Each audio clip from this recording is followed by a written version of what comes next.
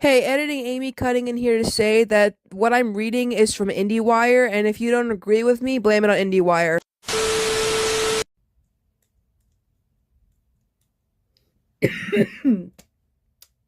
So, Yellowstone's over. Since Yellowstone Season 5 resumed with John Dutton dying, Taylor Sheridan has been trying to convince audiences that there's a story left to tell. It has not gone well. Turns out it's hard to top a climax as fittingly poignant as the owner of the largest ranch in Montana dying when his ranch and family needed him most. Under threat from a real estate developer, a new pipeline, and even the neighboring national park, the Yellowstone was in trouble, and its staunchest guardian left no plan that could fix what was breaking, no simple escape for those left behind. In Yellowstone, John's passing was a tragedy of apt size and scope, a loss of such magnitude. Its gravitational pull made everyone else's stories feel trivial. John is dead. The ranch is lost. What more is there to say beyond the goodbyes? Yellowstone as a show was caught in a similar position. Following a 2-year hiatus that saw Kevin Costner depart for less than greener pastures, Paramount Network's tentpole lost its headliner before it reached a proper ending. Costner couldn't close out the series he helped turn into a stratospheric hit, which in turn made it more difficult to propel audiences into the next chapter. Sheridan had to figure out how to turn a loss into a win, and in doing so, he also tried to turn a melancholy goodbye into a fresh start. Tried, and in no uncertain terms, failed. Throughout the 6-episode second half of the season 5, people mourned, investigators investigated, and killers were brought to frontier justice.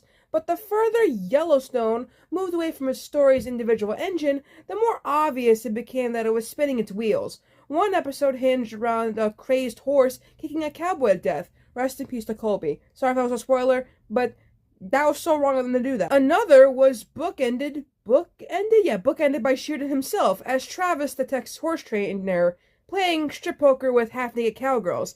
By the time Sunday's finale rolled around, Beth and Casey had a plan to save the ranch, but they didn't figure it out until the very end of the penultimate episode. It couldn't help but feel like the series was stalling. Episode 14, Life is a Promise, had one major card audiences needed to see played, the fate of the ranch, which I'll circle back to in a moment, and few others of interest. Sure, Beth was waging war against her adopted brother Jamie, but they've been promising to kill each other since the first episode, without a good reason for not following through. Casey also had personal demons to assuage. A vision told him he'd have to choose between the ranch and his family, but it had been murky for a while, whether he wanted to flee the family estate or continue building its legacy. In contrast to these amorphous resolutions, John's death provided a substantial, if tragic, endpoint. John spent his life fighting the very idea of progress. There was no after for him. He wanted to go back, and if going back wasn't an option, he'd settle for keeping what's his. The fact that he couldn't, that corporate executives and government officials were coming together to take his ranch away, only spoke to the harsher truth that the cowboy's way of life was dying, that even a man as powerful as John Dutton, imbued with a presence of as iconic as Costner's Western resume provides, couldn't stop progress, as he often so vowed to do. Well, that tells you all you need to know. The final nail in John's coffin doubled as death knell of an American dream. And yet, the Yellowstone finale does everything it can to convince audiences John came out on top. As if wading out of the sadness, it stretches out on for an excruciating 90 minutes. It sends supporting characters packing with smiles on their faces. It keeps with tradition by stopping the story entirely to watch country star Lainey Wilson sing a song. Even as the boards are ripped out of his house, the doors pulled from his hinges, the barn's giant Y lowered like the losing army's flag, Sheridan wants us to believe the Dutton family won. Hell, Beth even says it in one of her 2 coffin-side confessionals. There may not be cows in it, she says, but there won't be condos either. We won. Why, then, is her second message to her father's casket a promise to avenge his death? Do winners typically need someone to avenge them? Isn't winning enough? The Yellowstone finale is so desperate for conflicts it can't win. It can't recognize the futility of the manufactured victories it creates. Yes, Beth finally kills Jamie, but her plan is so simple and sudden, it's entirely unsatisfying. She shows up at his house with a crowbar and bear spray. They beat the shit out of each other, and then she stabs him. Okay, and she gets away with it because she says he started the fight? That plus Rip dumping the body at the train station is all it takes to get away from murdering the Attorney General? I guess if enough people don't like you, especially if one of them is the cop investigating the case, they won't worry about details. As a series finale's climax, or a season finale as Paramount Network still insists upon, Jamie's demise was too stretched out, too convoluted, and took way too long to provide any meaningful satisfaction. Kudos to Wes Bentley for recognizing he's been playing a walking corpse for half a season, if not longer, propped up as his sister's punching bag until she decides enough is enough and puts him out of his misery. Side note, I actually like Wes Bentley as an actor, and he needs better roles. As for Casey, well, he seems happy, carving out a little piece of the Yellowstone Dutton Ranch for his family while freeing himself from the undue burden of a government job by feeding his livestock commissioner badge to a wolf, or a ghost wolf, perhaps?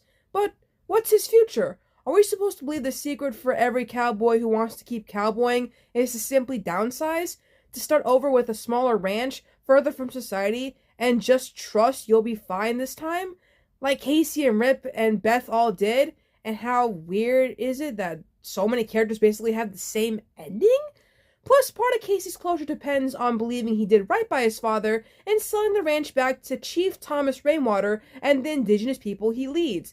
That move may make Taylor Sheridan look like a benevolent white guy, but John explicitly said over and over he did not want his family to leave the ranch. In Costner's last episode, John said he wanted the ranch to be Tate's someday and defended killing people to keep it under Dutton control. Now he's dead, and losing the Yellowstone was all hunky-dory because the alternative was worse. John didn't believe in compromise. He refused to give it to anyone. He would hate this ending. Now here's an idea. What if the Yellowstone finale was designed to make John Dutton mad? What if we were supposed to see him as an anti-hero all along? What if this whole time we were meant to be rooting against him, against his family, and against the Yellowstone survival? What if the finale is a happy ending because of how unhappy it would make John? As inviting as that interpretation may be for anyone who conflates John Dutton with Kevin Costner, especially given the elevated on-screen role Sheridan gave himself, as if the creator could just swoop in and become the new star, the series doesn't earn such a meta conclusion. Yellowstone, at best, paints a complicated portrait of a mythic American figure. It doesn't demonize him. It doesn't ask us to see him as Logan Roy and his kids as greedy little heirs. Well, it does cast Jamie in that light, but Jamie's contrast with the rest of them only proves a larger point. As a win for John Dutton, the finale doesn't make sense. Would he be happy to know his paradise won't be turned into a parking lot?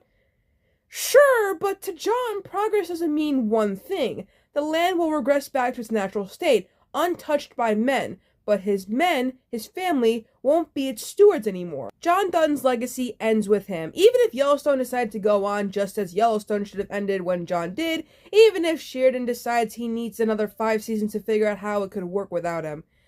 I don't know if I mentioned this in a video, but Beth and Rip are getting their own spinoff, so will anyone be eager to saddle up again? Is there really that much more for them to do in that comparably little house out in the middle of nowhere, even if Casey pops in to help out from time to time? In his last ride as John Dutton, Costner had one more telling line. I think sometimes God gives us tragedies so we can pass along how we survived them to the next generation of sufferers. Maybe someday all that knowledge leads to no tragedies at all. Perhaps if Sheridan and Yellowstone had embraced its own tragic reality, its ending wouldn't have felt so insufferable.